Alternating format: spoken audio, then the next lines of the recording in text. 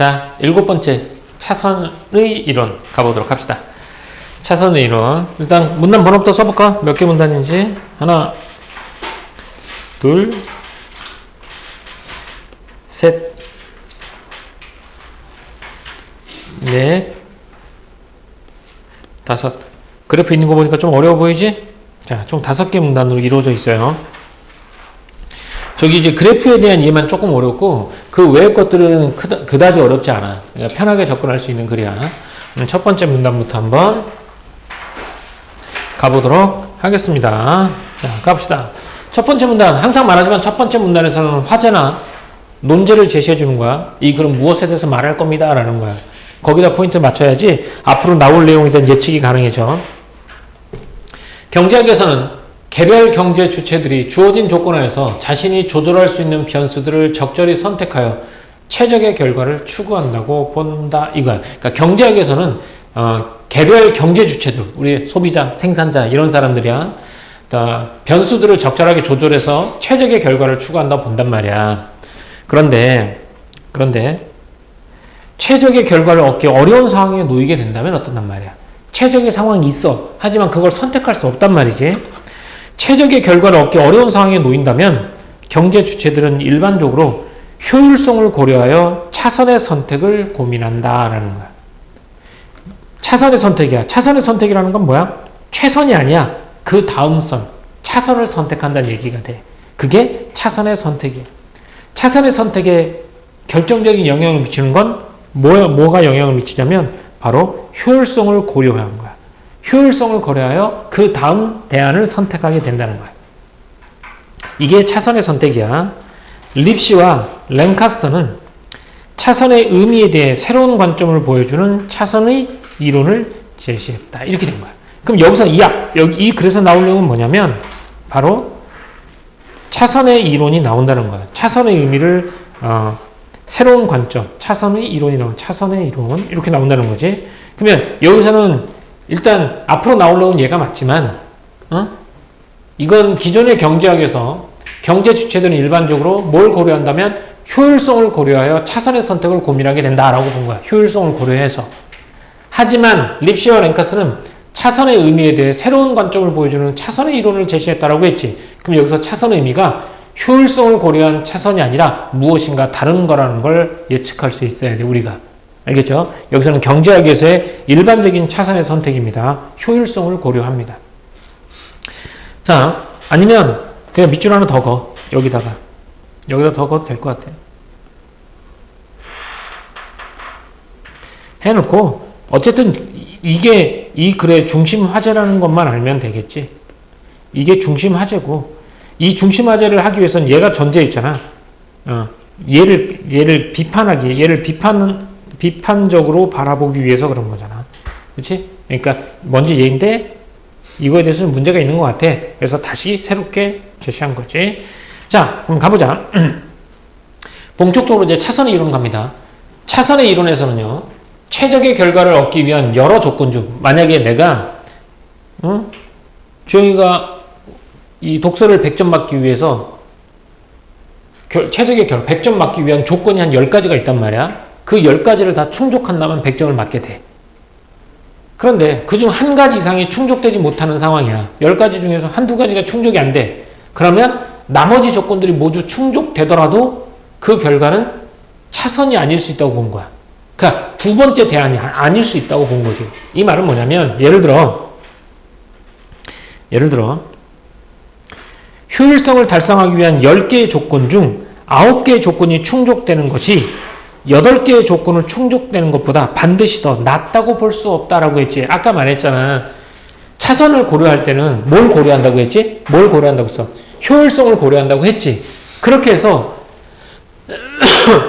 효율성을 고려해서 나머지를 선택했어. 근데 그게 최선의 결과가 아닐 수도 있다라고 본 거야. 그러니까 아까 말했던 주영이가 100점을 맞기 위해 10가지 조건이 있는데 그 중에 한 가지 조건이 안 돼.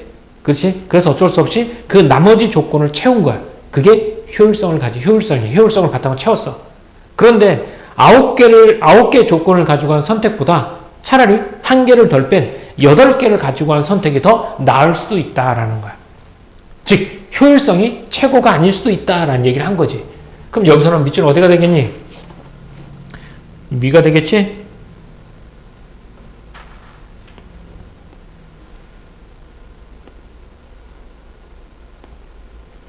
그 결과는 차선이 아닐 수도 있다라는 거야. 왜? 8개만 하는 게 차선이고 19개 하는 건 차차선일 수도 있다라는 거지. 이게 이해됐죠? 여기까지는? 그렇지? 좋아요. 여기서 왜 효율성을 달성하기 위한 10개의 조건 중 9개의 조건이 충족되는 것이 차선이 아닌지를 입증하기 위해서는 공평성을 함께 고려해야 된다라는 거야. 그럼 결국 이 사람은 차선의 선택에서 효율성만 가지고 하면 최선의 선택이 아닐 수 있다고 했지. 차선의 선택이 아닐 수 있다고 했잖아. 그럼 뭘 함께 고려해야 돼? 공평성을 함께 고려해야 한다라는 얘기야. 즉 차선의 선택을 하기 위해서는 효율성과 함께 모두 공평성도 함께 고려해야 한다라고 본 거야. 자, 그럼 가보자. 그럼 공평성이 뭔지 알아야 돼요.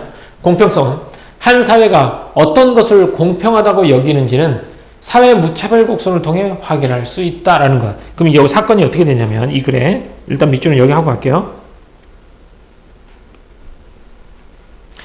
야, 10개 중에 9개 조건이 충족되더라도 차선이 아닐 수 있어. 이걸 입증하려면 뭘 함께 고려해야 되냐면 공평성을 함께 고려해야 돼. 공평성을 함께 고려해야 된다. 그런데 이 공평성, 어떤 사회가 무엇을 공평하다고 여기는지를 알려면 뭘 알아야 돼? 사회 무차별 곡선을 알아야 돼. 이렇게 되는 거야. 다시 10개 중에 9개를 선택하는 것이 차선이 아닐 수 있다는 걸 증명하기 위해서 뭐가 필요해? 공평성이 필요하지. 그치? 그럼 공평성을 알아야 되잖아. 근데 공평성을 알려면 뭘 알아야 돼? 무차별 곡선을 알아야 된다는 거야. 그러면 무차별 곡선을 알고 그 다음에 공평성을 알고 그 다음에 이게 왜 차선이 아닌지를 설명해야 된다는 거지. 그래 구조가 이렇게 되어 있어. 자, 그러면 이제 무차별 곡선을 먼저 봅시다. 사회 무차별 곡선은 개별 경제 주체가 경제활동을 통해 얻은 주관적 만족감인 효용 수준을 종합한 사회 후생 수준을 보여준다. 이게 사회 무차별 곡선의 특징입니다. 사회 무차별 곡선의 개념입니다. 얘는 개별 주체들의 만족감이지. 히트의 만족감, 또 민주의 만족감, 뭐 만족감 나오지. 얘네들을 다 더하면 종합한 게 사회 후생 수준을 보여준다는 거. 이게 무차별 곡선이야. 후생 수준을 보여줘. 사회 무차별 곡선의 모양을 보면 그 사회가 개인의 효용 수준에 대한 평가를 통해 공평성에 대해 어떠한 가치 판단을 하고 있는지를 확인할 수 있다라고 나와 있지. 그러면 사회 무차별 곡선을 통해서 공평성에 대해서 어떠한 가치 판단을 하고 있는지가 알 수 있다는 거잖아. 그래서 이거 위에 말하는 거잖아. 공평성을 알아야 돼. 그러려면 무차별 곡선을 봐야 돼. 무차별 곡선을 보면 그 사회에서 공평성에 대한 어떠한 가치 판단을 하고 있는지 확인할 수 있다라고 나왔으니까. 자, 근데 무차별 곡선 이렇게 말로만 들으면 잘 모르겠죠? 네, 그림 나와요. 무차별 곡선 그림을 한번 봅시다. 이렇게 돼 있어요. 이렇게 그림 어디 있어? 그림 여기 있죠. 넘어가 봐 잠깐. 이게 무차별 곡선이에요. 이게 사회 무차별 곡선이 이거예요. 이렇게 된 게 사회 무차별 곡선입니다. 이렇게. 이 그래프에 대한 이해만 하면 돼. 좀 이따 해줄 테니까. 이게 사회 무차별 곡선이라는데 무차별 곡선의 뜻은 뭐냐면 사회 무차별에서 무차별만 보자면 차별이 없다는 얘기야. 그러면 이 선 위에, 이 곡선 위에 있는 모든 선들의 가치는 어떻다는 거야? 가치는 같다, 다르다? 같다라는 거야. 그래서 여기나 가치가 같다요. 그래서 무차별이야. 아까 말했던 사회 후생 수준이 여기나 다 같다는 거야. 무차별 곡선이야. 그리고 이 원점에서 0점이지? 0점 원점에서 멀어질수록 그 값은 크다라고 본 거야. 그러면 여기 SIC 1, 2, 3이 있는데 이 중에서 사회 전체 효용 수준이 가장 높은 거, 후생 수준이 가장 높은 건 뭐라는 거야? 후생 수준이 가장 높은 건 뭐? SIC 3이라는 거야. 얘가 원점에서 가장 멀기 때문에 이게 높다라는 거야. 그러니까 무차별 곡선의 의미는 이 곡선 위에 있는 점들의 가치는 다 같다. 이 얘기야. 이 얘기. 이게 설명이 나와. 근데 무차별 곡선이야. 이걸 통해서 알 수 있대. 뭘 할 수 있다고 했지? 무차별 곡선을 통해서 뭘 할 수 있다고? 그래. 이 사회가 공평성에 어떠한 가치 판단을 보여주는지를 알 수 있다. 이렇게 된 거야. 자, 요거에 대한 내용 가볼게요. 다시 가볼게요. 앞에 채우고 가보자. 자, 첫 번째 문단부터 가볼게. 차선 의미에 대한 새로운 관점을 보여주는 차선 이론인데, 경제학에서 경제 주체는 통제 가능한 변수를 선택해서 최적의 결과를 추구한다고 보는 거야. 그러니까 변수들을 최적의 결과를 추구한다는 것이 선택해서 조건이겠죠. 최적 달성이 어려울 경우 일반적으로 뭘 기준으로 효율성을 고려해서 차선 선택이 이루어진단 말이야. 효율성을 기준으로 해서 차선 선택이 이루어져. 하지만 립시와 랭카스터는 기존의 단순한 차선 개념의 문제를 제기한 거야. 그들은 차선의 이론을 통해서 차선이란 단순히 하나의 조건만 어긋난 상황에서 최적 조건을 제외한 나머지를 그대로 유지하는 것이 아니다라고 말했지. 그치? 아까 했잖아. 9개 중에 하나가 없어. 10개 중에 하나가 없어. 9개를 선택하는 것이 차선이 아니다라고 말해. 다시 말해서 일부 제약이 존재할 때는 전체 조건이 재조정되어야 하며 그 결과는 기존 직관과 다른 새로운 차선이 될 수 있음을 강조한다라고 했죠. 본문의 내용을 선생님이 조금 바꿨어. 그래 좀 더 이해하려고. 간단해. 10개 중에서 1개가 안 돼. 9개를 선택해. 이게 기존 경제학에서 말하는 차선의 선택이란 말이야. 근데 뭘 기준으로 해서? 효율성을 기준으로 해서 9개를 선택한 거야. 이게 차선의 정책이었어. 하지만 립시와 랭카스터는 그 차선의 의미를 새롭게 하면서 9개, 효율성을 바탕으로 9개를 선택한 것이 차선이 아닐 수도 있다라고 문제를 제기한 거야. 그러면서 차선의 이론을 나타내게 된 거지. 이게 차선의 이론이 나온 거란 말이야. 그래서 자, 그럼 차선의 이론 가볼게요.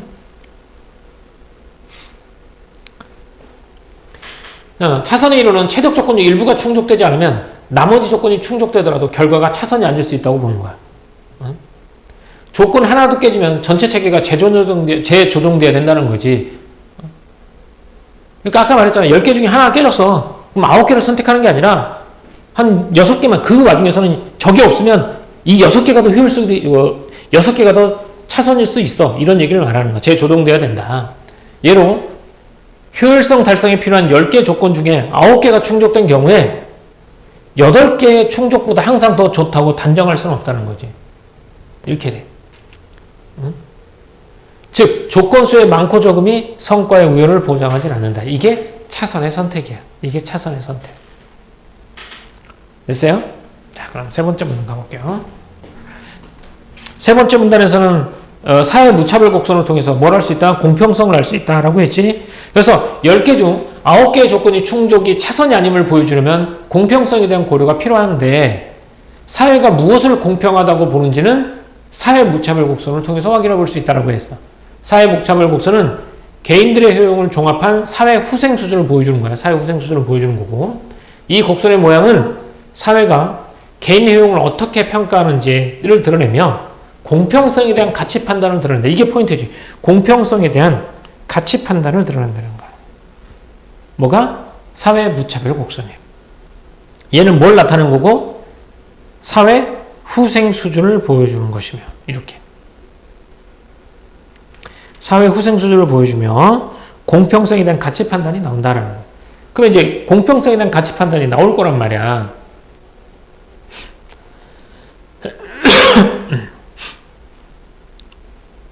자, 됐어. 그러면 우리가 이 사회 무차별 곡선에 대한 설명이 할 거야, 여기서. 그러면 사회 무차별 곡선을 보는 이유가 뭘 알아보기 위한 거야?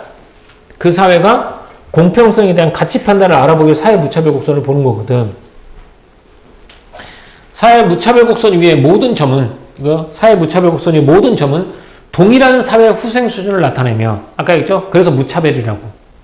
이 곡선이 원점에서 멀리 위치할수록 사회 후생 수준이 높다는 것을 나타낸다라는 거야. 그럼 여기서 아까 했잖아. 사회 후생 수준이 가장 높은 건 SIC 3이 된다는 거야. 알겠지? 그리고 이 점 위에 있는 것들은 다 동일한 사회 후생 수준을 가지고 있다는 거고. 여기서 더 멀기 때문에 이게 가장 높은 사회 후생 수준을 유지하고 있는 거야. 요 그래프는 이렇게 돼. 자, 그런데 우리가 알아야 할 건 공평성에 대한 가치 판단이잖아. 가보자. 일반적으로 사회 무차별 곡선의 모양은 원점에 대해 볼록한 곡선으로 우하향할수록 기울기가 이렇게 가다가 완만해진다 이거야. 완만해지죠? 이는 높은 효용 수준을 누리는 사람의 효용에는 상대적으로 낮은 가중치를 적용하고 낮은 효용 수준밖에 누리지 못하는 사람들의 효용에는 높은 가중치를 적용해 사회 후생을 계산하는 것이 공평하다는 가치 판단이 반영된 결과이다 라고 했지. 그러면 아까 가치 판단의 결과는 뭐가 되겠니? 여기서부터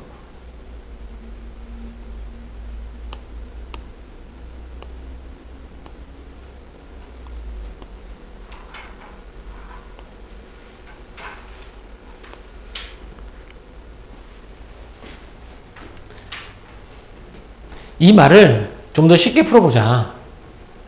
자, 여기서는 높은 효용 수준을 누리는 사람하고 낮은 효용 수준을 누리는 사람 두 사람이 나온단 말이야. 그러니까 경제로 따져볼게. 이게 경제 질문이니까. 자, 히트야. 선생님이 한 달에 1억을 벌어. 한 달에 1억을 버는데 선생님한테 100만 원을 더 줘. 그지? 그 100만 원에 대한 만족감. 내가 가진 100만 원에 대한 만족감. 자, 여기는 어떤 사람은 한 달에 100만 원을 벌어. 근데 100만 원을 줬어. 만족감. 이거잖아. 어쨌든 만족감이 그냥 100만 원이잖아. 가중치를 누구한테 준다는 거야? 그래. 나한테 한 달에 1억 버는 사람한테 100만 원은 이 만족감보다 한 달에 100만 원 사람이 받는 100만 원에다가 만족감이 더 큰 가중치를 부여한다는 거야. 이 얘기야. 그리고 그런 사회가 어떤 사회라고? 공평한 사회다라고 보는 거지. 이렇게. 그래서 사회후생을 계산하는 것이 공평하다. 그래서 곡선의 모양이 어떻게 된다? 이렇게 원점을 향해서 이렇게 기울기가 완만하게 내려온다는 얘기가 되는 거야. 그런데 선생님도 여기에 대해서 왜 이 그래프가 이걸 나타내냐고 설명하고 싶지만 이 본문에서는 나와 있지 않아. 경제 선생님이 아닌 선생님이 괜히 어설프게 설명했다? 니네 생각만 흐트러질 수 있으니까 그래프가 이런 기울기를 가진다는 건 낮은 수준의 효용을 누리는 사람들에게 가중치를 어떻게 한다? 더 많이 준다는 얘기야. 알겠지? 그러면 정부에서 정책을 펼 때도 이 100만 원을 우리 사회에 뿌릴 거야. 뿌리는데 전체 후생수를 높게 만들어야 되겠지. 그러려면 잘 버는 사람한테 뿌리겠니? 못 버는 사람한테 뿌리겠니? 이걸 물어보는 거. 누구한테 뿌리겠어? 그래. 그래야지 사회 전체 후생순이 높다는 거야. 거기다 가중치를 준다라는 거야. 그래서 요번에 소비 촉진 지원금 할 때도 처음에는 전체 다 줬지만 두 번째는 소득이 몇 퍼센트 이하인 사람한테 주잖아. 그게 더 효용이 더 크기 때문에 그래. 사회적 수준이. 이렇게. 자, 이 얘기가 그 얘기예요. 그럼 여기서 기억할 건 뭐라고? 다시 10개 중에 9개를 선택해도 차선이 아닐 수 있다라는 걸 증명하기 위해서는 효율성과 더불어 뭘 고려해야 돼? 공평성을 고려해야 되지. 그지? 공평성을 고려해야 돼. 근데 공평성을 보려면 뭘 알아야 돼? 사회 무차별 곡선을 알아야 돼. 그렇다면 그 사회가 공평성에 대해 가지는 가치 판단 기준을 알 수 있는 거야. 그래서 무차별 곡선을 봤더니 무차별 곡선이 이렇게 되어 있어. 이렇게 되어 있어. 사회 후생수준이 같은 점들을 묶어놓은 거고 여기서 멀수록 좋은 거야. 이게 무차별 곡선. 그런데 이건 그래프가 밑으로 내려가다가 우하향하지? 우하향하는 때 할수록 기울기가 완만해지는 거야. 이건 뭘 나타내? 낮은 수준의 효용을 누리는 사람들한테 가중치를 준 거구나 라는 걸 얘기해 준다는 거야. 거기까지는 선생님도 설명해 줄 수는 없어. 그냥 이 그래프를 통해서 낮은 수준의 효용을 누리는 사람한테 뭘 준다? 가중치를 주는 것이 공평하다라는 가치관이 깔려 있다는 거야. 이렇게. 자, 그러면 이제 했어. 그러면 이제 최적의 차선의 이론을 이제 본격적으로 가봐야 되겠지? 차선의 이론은 처음에 출발할 때 차선의 이론은 그거였잖아. 10개 중에 9개를 선택해도 아닐 수 있다. 공평성을 고려해 봐야 한다. 그걸 알려면 사회 무차별 곡선을 이해해야 된다. 사회 무차별 곡선을 이해했고 공평성 알았어. 그러면 그게 왜 최선이 아닌지를 보여줘야겠지. 자, 10개 중에 9개를 선택하는 게 왜 차선이 아닌지 한번 봅시다. 그림은 여기까지 빈칸 채우고 갈까요? 자, 무차별 곡선 모양에 대한 공평성에 대한 가치 판단이야. 사회 무차별 곡선은 모든 점은 동일한 사회 후생 수준을 나타내. 이게 무차별 곡선 아닌 점들은 다 동일한 후생 수준이야. 곡선이 원점에서 멀리 있을수록 사회 후생 수준이 높아. 그리고 사회 무차별 곡선은 일반적으로 원점에서 볼록한 형태를 띠고 우하향할수록 기울기가 완만해지는 특징이 있어. 이 특징이 나타나는 것보다 높은 효용을 가진 사람에게는 낮은 가중치를, 낮은 효용을 가진 사람에게는 높은 가중치를 적용하는 것, 이게 공평하다는 가치 판단을 반영된 거야. 이게 공평하다는 가치 판단이 반영된 거라는 거지.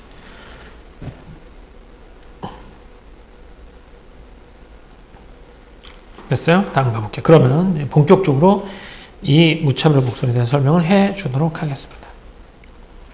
이 그림이 자주 나오는 그림이야. 이런 그림이. 무차별 곡선과 제약선. 이걸 제약선이라고 부르거든요. 제약선이라는 말은 뭐야? 그 바깥으로 벗어나 못 벗어나? 못 벗어난다는. 그게 제약선이야. 자, 가볼게요.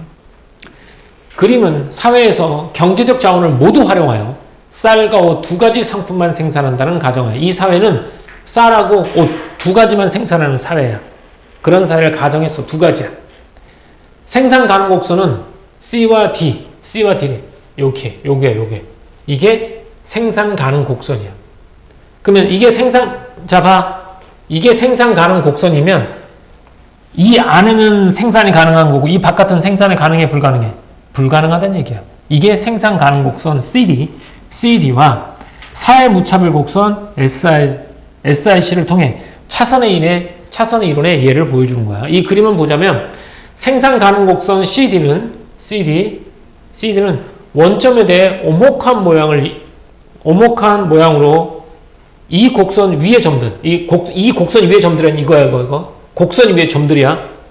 곡선 위에 점들은 생산의 효율성을 충족한다는 것을 의미한다라고 했어. 그럼 여기다 한번 해볼까? 어디다 해줄 거냐면 곡선 위의 점들에 대해서 얘기할게. 곡선 위의 점들은 생산의 효율성을 충족한다는 의미야. 그러니까 효율성을 충족했을 때 여기야. 곡선의 바깥쪽은, 이 곡선의 바깥쪽이겠죠? 곡선의 바깥쪽은 어떻게 한다? 생산이 불가능한 것이야. 곡선의 안쪽은 뭐냐?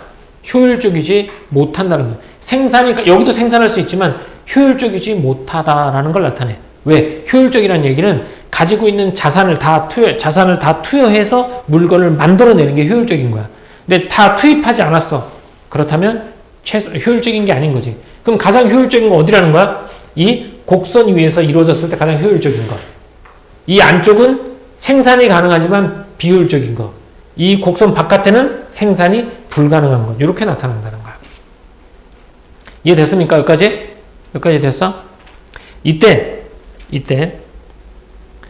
생산 가능 곡선과 무차별 곡선이 접하는 이 지점이 최적인데, 이 지점이 최적 지점인데, 만약 여기까지만 가볼게. 여기가 최적 지점이야. 이 말은 뭐냐면 이게 효율성이 10가지야. 그지? 10가지, 여기 있는 게 점들의 생산을 가장 효율적인 거란 말이야. 이 바깥에 건 생산 못해? 이 안에 건 비효율적이야? 그러면 효율적으로 생산하면서 사회 후생 수준을 가장 높게 하는 걸 선택해야 되지. 그게 바로 이거라는 거야.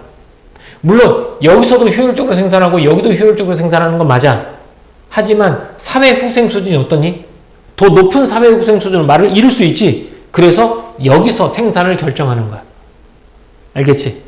똑같은 재화를 투자해서 사회 후생 수준을 가장 높은 상태로 만드는 것이잖아. 그러니까 여기가 최적점인 거야. 2가. 여기는 제약이 있을 때 없을 때. 제약이 없을 때란 말이야. 제약이 없을 때야. 그런데 만약 선분 FG와 같은 어떤 제약이 가해져 이 선분 바깥쪽에 있는 지점을 선택할 수 없게 되어 최적의 결과를 얻기 어려운 상황이라고 가정해보자 라고 했어. 여기 가정해보자. 진짜 여기 밑줄 한번 해볼게.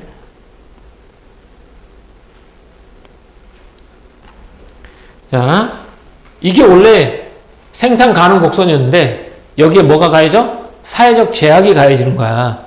사회적 제약이 가해지면 선이 어떻게 바뀌어? FG로 바뀌는 거야. 이게 제약선이야. 제약선이라는 얘기, 이 바깥의 건 생산할 수 있어? 생산할 수 없어? 생산할 수 없어. 이 안쪽 것만 생산할 수 있다. 이런 의미란 말이야. 그러면 우리가 최적점이 어디였지? 원래는 최적점이 2였지. 그럼 2를 생산할 수 있니 없니? 없어. 생산할 수 없게 되는 거야. 그럼 왜? 이런 제약이 생겼기 때문에. 조건을 충족하지 못하는 제약이 생겼기 때문에 그래. 그러면 어디까지? 요만큼만 생산할 수 있다라는 거야. 그치? 그러면 어디에서 생산해야 돼? 이제 여기였는데, 옛날에 여기랑 여기였는데, 이게 안 돼. 그럼 어디서 생산해야 돼? I에서? I 생산해야 되는 게 맞아. 근데 왜 C에서는 안 돼? 이게 아까 이 점 위에 있는 게 뭐라 그랬지? 다시 봐봐. 점 위에서는 뭐라고 했어? 뭐를 고려한 거야? 뭐가 가장 뭐한 거? 나왔잖아. 곡선의 점들은 효율성이라니까. 곡선의 점들은 효율성이잖아. 그럼 여기 있는 게 가장 뭐한 거야? 가장 효율적인 거야. 그지? 그러면 효율적인 걸 선택해야 되는데 제약이 쭉 생겼어. 아까 효율성을 기준으로 한다면 10개 중에 9개를 선택해도 효율성을 기준으로 한다면 그랬잖아. 그럼 효율성 기준으로 하면 어디서 해야 돼? 여기이거나 아니면 여기서 해야 돼. 효율성을 기준으로 한다면. 효율성을 기준으로 한다면 여기서 해야 된단 말이야. 자, 가봐. 좀 더 가볼게. 이때 H지점 어디지? 알지? 요 위에 요 H지점이야. H지점은 제약 하에서도 제약이 있음에도 생산 가능 곡선 CD 외에 위치하기에 생산의 효율성이나마 충족하고 있단 말이야. 효율성을 충족하고 있으므로 차선의 선택이라고 생각하기 쉽다. 이게 경제학에서는 그렇다고 했잖아. 아까 10개 중에 1개가 안 돼. 그럼 9개를 가지고 선택하는 것이 효율성일 수 있어. 그래서 그게 차선일 수 있어. 하지만 립스와 랭카스터 걔네들 뭐라고 했니? 아닐 수 있다고 했지. 왜? 효율성만 추구했기 때문에. 뭘 추구해야 된다고 거기다가? 공평성을 추구해야 되기 때문에 제가 아닌 거야. 그래서 이때 H지점은 뭐를 충족하지만 효율성을 충족하지만 생산의 효율성이나마 충족하지만 그래서 뭐라고? 차선의 선택이라고 할 수 있지. 그지? 하지만 뭐를 같이 고려해야 된다고 했지? 뭘 고려해야 된다고 했지? 뭘 고려해야 된다고 했어? 효율성뿐만 아니라 뭐까지? 공평성을 고려해야 되지. 그 공평성을 알 수 있는 게 사회 무차별 곡선이잖아. 그래서 사회 후생 수준을 고려하면 그렇지 않다. 뭐를 고려하면? 사회 후생 수준을 고려하면 그렇지 않다. 왜냐하면 SIC1과 SIC2 원점에서 위치를 고려할 때 SIC1 위에 있는 H보다 SIC2에 있는 I 지점이 사회 후생 수준이 더 높기 때문에 그렇다라는 거야. 효율적인 선택은 아니지만 사회 후생 수준을 가장 높게 할 수 있는 지점이 어디라고? 바로 I 지점이란 말이야. 따라서 제약하에서의 사회 후생 수준을 고려하면 1지점이 차선의 선택이 된다라는 거야. 이렇게.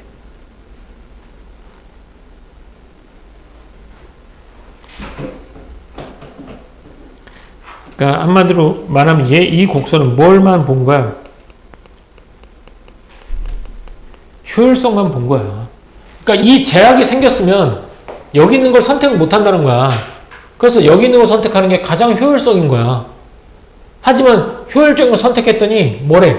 SIC1이란 말이야. 사회 흡생수준이 너무 낮아. 그러면 효율성이라는 선에 없지만 뭐가? 제약선하고 만나는 이 지점이 SIC가 사회 흡생수준이 가장 높아. 그렇기 때문에 어디에서? 여기서 하는 것이 뭐다? 여기서 하는 게 뭐다? 차선이다, 차선. 왜 여기서 하는 게 차선이다라고 본 거야. 알겠지? 그러면 효율성만 고려할 때는 HK. 사회 후생 수준, 공평성을 고려한다면 I가 되는 것이지. 이렇게. 좀 이해됐니? 자, 5문항 가볼게. 이 문제는 쉬워. 사회 후생 수준까지 함께 고려했을 때의 차선의 선택이란 말이야. 사회 후생 수준까지 함께 고려했을 때의 차선의 선택인데 한 사회가 쌀과 옷만 생산한다고 가정한다면 생산 가능 곡선 CD 가용, 사용할 수 있는 자원을 모두 활용했을 때 가능한 효율적 생산 조합을 나타낸다. 그 원점을 바탕으로 여기 있는 게 한다면 가용한 자원을 모두 투자해서 효율적인 생산 조합을 나타낸 거야. 그러니까 이 선 위에 있는 게 가장 효율적인 거야. 효율적인 거야. CD는 원점에서 오목한 형태, 곡선 위, 이 곡선 위, 점점점점, 곡선 위는 효율적인 생산, 내부는 생산을 할 수 있지만 비효율, 외부는 불가능한 조합을 의미한다는 거야. 그래서 생산 가능 곡선과 사회 무차별 곡선이 접하는 이 지점이 사회후생을 최대화하는 최적점입니다. 사회후생을 최대화하는 거죠. 맞잖아. 효율성을 높이면서도 사회후생을 최대화하는 지점이 2인 거야.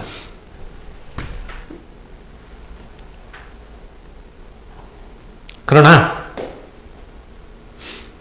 선분 FG와 같은 제약이 주어지면, 제약이 생긴 거야. 10개의 조건 중에 한두 개의 조건을 충족하지 못하는 제약이 생긴 거야. 그러면 FG 바깥의 점들은 선택할 수 없어.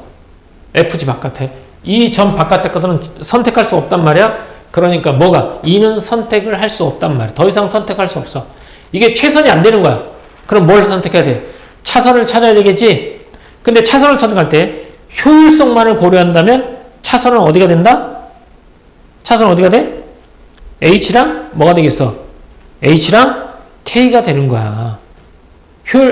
효율성만 고려한다면 H랑 K가 돼. 자, 이 상황에서 H 지점은 CD 위에 있어서 효율성이 좋은 효율성 곡선 위에 있어서 여전히 생산 효율성 조건을 충족한단 말이야. 그래서 언뜻 보면 차선처럼 보여. 언뜻 보면 차선처럼 보이지만 H점이 속한 SIC1은 원점에서 더 가까운 무차별 곡선이므로 사회후생 수준이 낮을 수밖에 없단 말이야. 그래서 공평성을 고려해 사회후생 수준을 높게 만들어야 된단 말이지. 그래서 다른 한편 I 지점은 생산 가능 곡선 위는 아니야.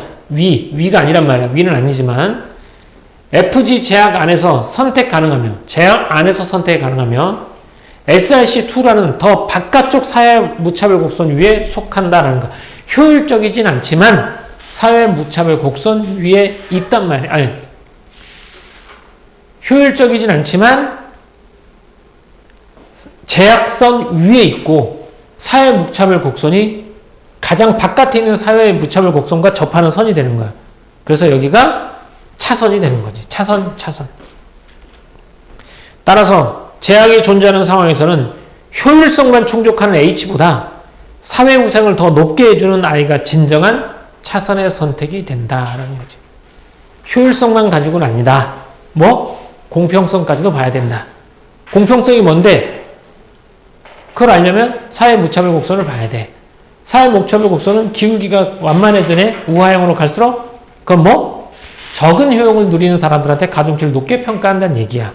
그러면 이걸 바탕으로 해서 10개 중에 9개를 선택한 효율적인 선택이 왜 차선이 아니냐?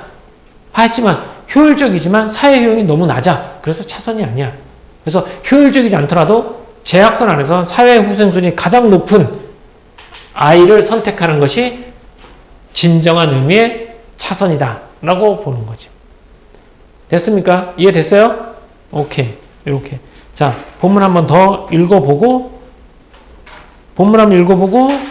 오른쪽에 있는 핵심 내용 정리해보고 본문 한번 읽어보고 핵심 내용 한번 정리해 보세요. 정리해 보고 나서 문제 한번 풀어보도록 하겠습니다.